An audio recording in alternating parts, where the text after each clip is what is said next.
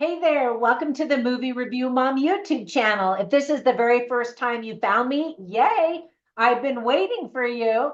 And if you're a returning subscriber, yay, thanks for coming back. You already know that my goal is to save you time and money by giving you the scoop on filmmaking quality and content, so you can decide whether or not you want to spend time or money watching a particular film. So today, the movie I'm reviewing is called Silent as the Grave. This indie mystery slash crime movie is now available on VOD on Amazon Prime, Tubi, Google Play, and YouTube Movies. The movie is an hour and 30 minutes long, and I'm going to give you an overview in a nutshell, and then I'll point out things I liked, things I didn't like, tips for parents, themes worth talking about, funny lines, interesting lines, and we'll finish up with recommendations for other films that are sort of similar that you might also really like. Now, before I tell you all about the movie, I wanted to tell you about the sponsor of today's movie. Because the film is about searching for your family's history, I wanted to tell you about a book that I wrote with my twin sister about how to climb your family tree. It's especially for beginners who don't even know where to start. There are a bunch of true stories that are fascinating, funny, and inspiring. It's available as a print book, an ebook, and an audiobook, and it's called Ancestry. You can click on the link down below. It's listed on Amazon, and I often offer it for free. You can follow me on Instagram you can follow Movie Review Mom, but whenever I have free books posted on Amazon, I always share that on my Trina Boice Instagram page, as well as on Facebook and Twitter and all of the social media sites.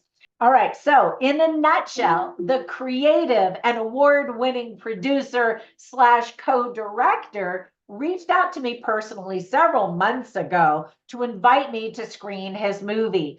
Now, let's add genius marketer to his list of achievements. Sometimes directors will reach out to me, and sometimes I have to reach out to them.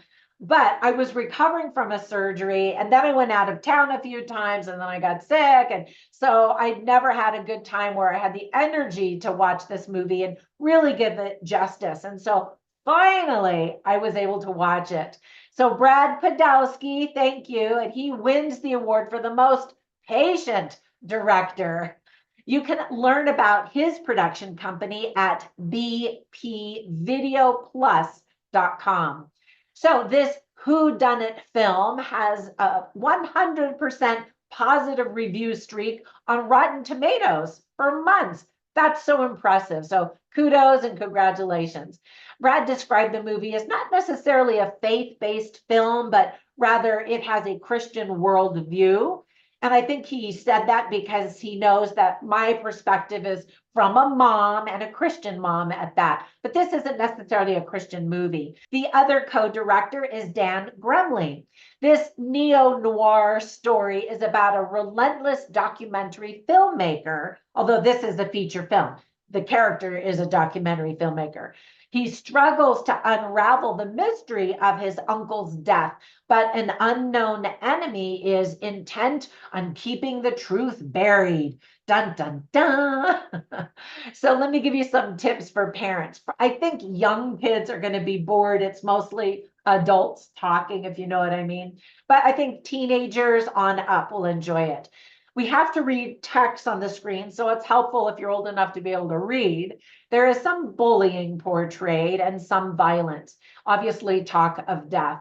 Some of the themes that are illustrated very well are family secrets, the power of forgiveness, crime, mystery, truth, and even trust. So here's the long list of things that I really liked about the film. First of all, we're told on the screen at the very beginning of the movie that the film is based on actual events in the director's life. His family had a similar mystery, and I think that that is so awesome. They say, write what you know, and that's exactly what he did. The film is dedicated to Willard David Trumbull, his uncle who died when he was only 16 years old. And we even get to see a picture of him at the very end of the film. So I love that. All of the characters felt like real people, not actors who were just saying lines. So I really enjoyed that.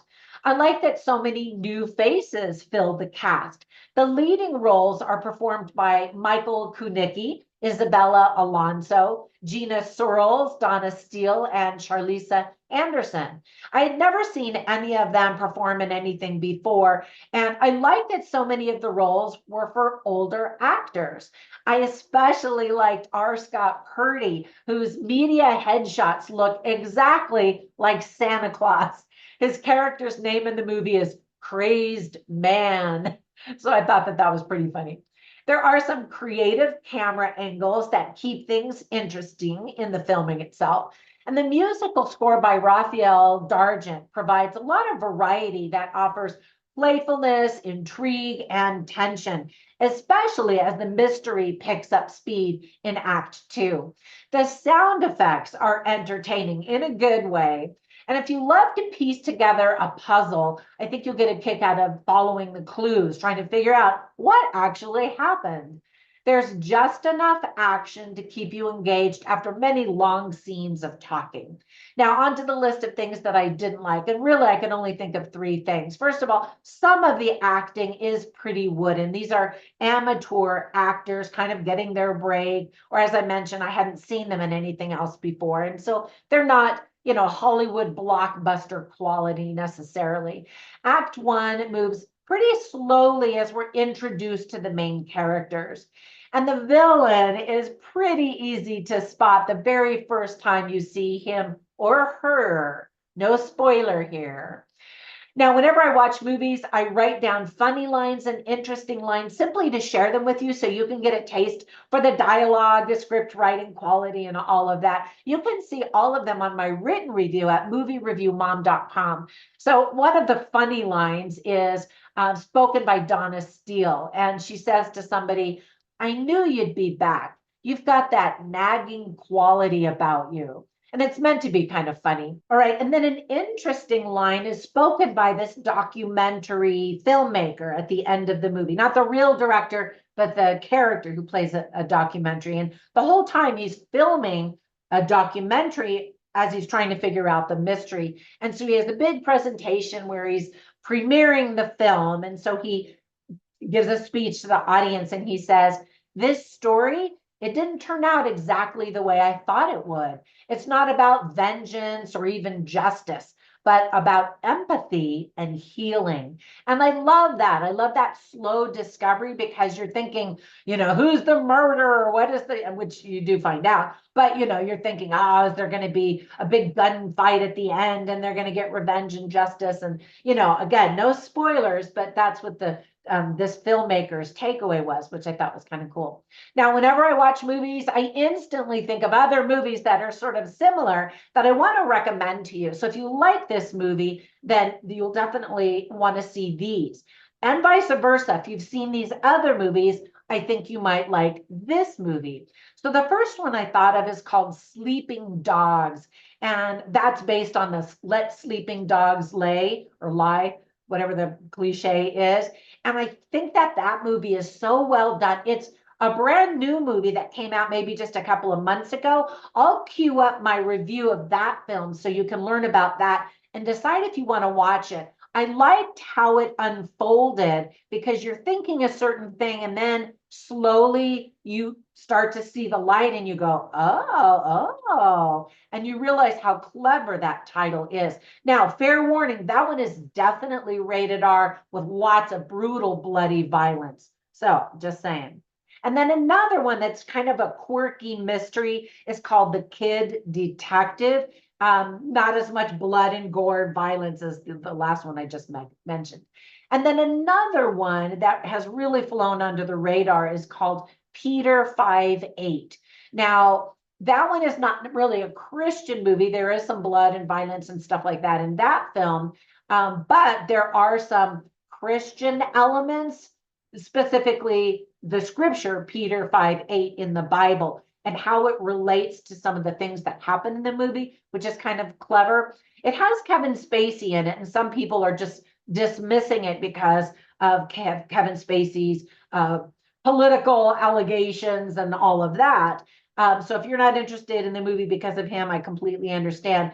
But if that doesn't bother you, then definitely check out my review. I've reviewed all 3 of these films. So to get a better understanding of what they're about, definitely check those out.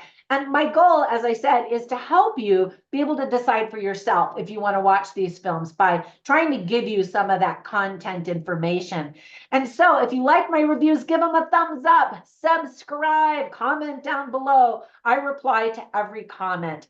So thank you so much for spending time with me. When you get a minute, run over to Instagram, Twitter, Facebook, all of the social media sites where I post my information about my movie reviews and some other stuff. I even have a Facebook group called Movie Review Mom, where we just talk about movies. Anyway, have a fantastic day, and I'll catch you in the next one. Bye for now.